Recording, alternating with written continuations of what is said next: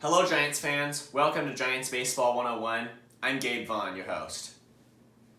The Giants lost 4-2 to the Cubs yesterday at Oracle Park in a way that is completely unacceptable. Yes, I know the Giants out-hit the Cubs 13-6. That would be a total of 7 more hits than the Cubs had, and Alex Cobb pitched extremely well. He went like 6+ innings. It was into the 7th inning that Cobb was pitching, and he did a great job. Getting hits at the right times, getting the right hits at the right times is a real part of the game of baseball.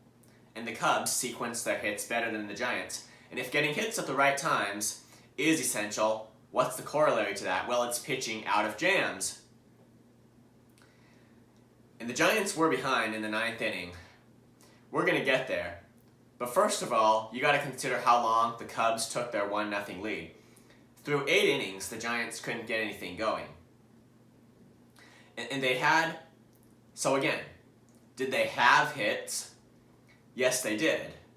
They even had the bases loaded in the 7th. They couldn't bring the runners home because they couldn't get the right hits at the right times.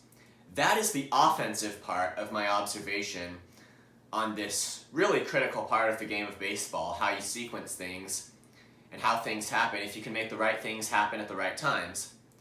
That's one side of it, but we're going to get to the other, and it happened in the 9th inning, and it's not good. But one side is the offensive side, so the Cubs took a 1-0 lead down into the 9th inning. Then Camilo Doval came in when they were behind. I mean, he hadn't pitched in a long time. I mean, since getting the save last night, it would have been like the entire week he hadn't pitched because it was a losing week and there was no good time to use their best reliever. More than that, he wouldn't have pitched the few days of the All-Star break. So they brought him in last night with a 1-0 deficit, and he didn't pitch well. There were runners on second and third with 1 out. Did Doval get out of the jam? No, he didn't. And Mike Yastrzemski also made an error. Yeah, that defense thing. I knew it would come up again at some point.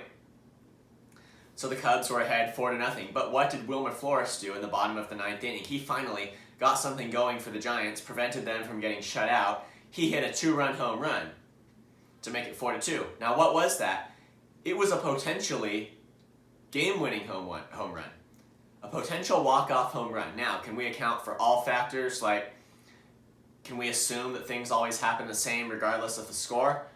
I doubt it, but David Robertson is the Cubs closer, so the assumption would be that he still would have been pitching in that inning if the Cubs had taken their 1-0 lead into the bottom.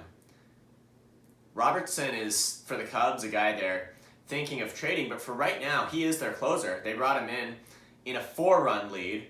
They certainly would have brought him in a 1-run lead, so I'm assuming Wilmer Flores would still have hit a home run in that situation, and that it was a potential walk-off home run to actually win the game for the Giants.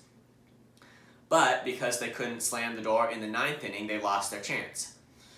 So, what's it looking like for most of the game? It's looking like, well, the Cubs are going to win 1-0 because the Giants just can't get anything done, which is really bad. Losing 1-0 is a bad way to lose, but particularly it would be in this situation.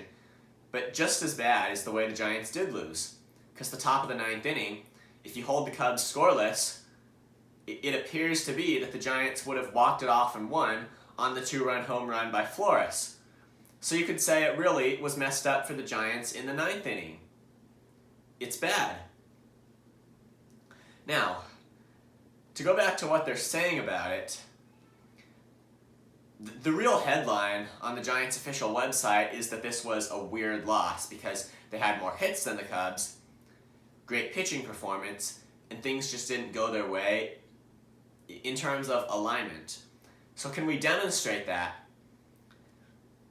It'd be, I even heard the word unlucky. I don't like hearing the word luck or anything in the word family of luck when we're talking about baseball, because you can usually blame someone when your team loses. Not that you should always go around doing that because you're going to lose some games.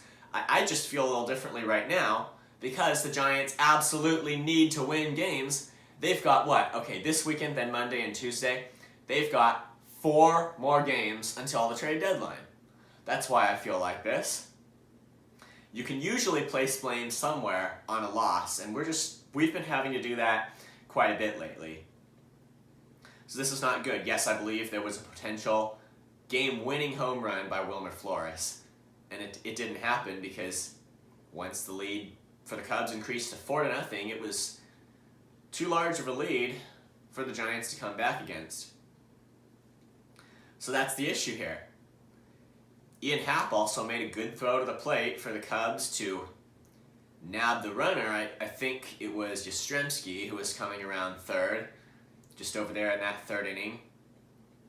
But it's more than that. Like I said, they also had a bases loaded situation in the 7th inning. So the Giants had more hits than the Cubs. Now, that thing with Ian Happ, you could say, okay, so Happ is, I think, a good fielder. He made a good throw, and he nabbed Yastrzemski at the plate. So what can you say about that from the Giants' perspective? Is that just bad luck? Like, well, he couldn't know the throw was going to be so good, it really looks like a scoring opportunity. Yes, you would say that. It's not the fault of the runner in that situation that he tried to make it home. It's much more the Cubs' good defense. However, we get back to that word defense. Doesn't it at least remind you of the unfortunate reality of the Giants' defense? It doesn't seem like much, but it adds up over the course of a season. It at least reminds me of that, and it just seems like there are always issues with that. Even though you could say it's probably a little bit more in the bullpen, but Alex Cobb pitched a good start. That is the point. Alex Cobb pitched a very good start for the Giants, and they didn't win it, which is highly problematic. If this game was in any way a fluke, at least compared to what the Giants can do, and we're going to have a hard time believing that based on just the week that ended 2 days ago when the Giants won. So 2 days ago the Giants won, last night they lost, and 3 days ago they lost. Same thing with the whole week before that. But Alex Cobb pitched well, and there was nothing to show for it at the end. There could have been if Doval had pitched better. Of course, there was Yastrzemski's error in the 9th inning too, as I mentioned that. This is actually a highly problematic loss. We're not going to attribute this to bad luck. I think we can really quantify it if we think about baseball as a whole and how things work. There's not a thing here that I can attribute to the Giants having bad luck. And certainly if this loss really was weird, if it is not reflective of what the Giants can really do, then we should see something that would indicate that in these last couple of games against the Cubs. Which after that, the Giants are playing the Dodgers, so better take advantage of a team that's a bit worse while the thing to take advantage of, while that is right here for them to do. Deadline is on Tuesday. I just don't know what to say. I really didn't expect, I was talking about it yesterday, how many games would they need to win. I will say I didn't expect them to win all 5 of the games, so that may not be necessary, but it's going to have to happen. If the loss last night was weird, the real thing is going to have to happen right now. Anyway, that's all we got for right now. Thank you so much for watching. This has been Giants Baseball 101. Please subscribe if you have not. That's the way you can best help this channel. You could also email me, GabrielVaughn89@gmail.com, for questions or comments. And I'll see you next time after the game today. Something's got to happen here. Let's go Giants. Thank you for watching.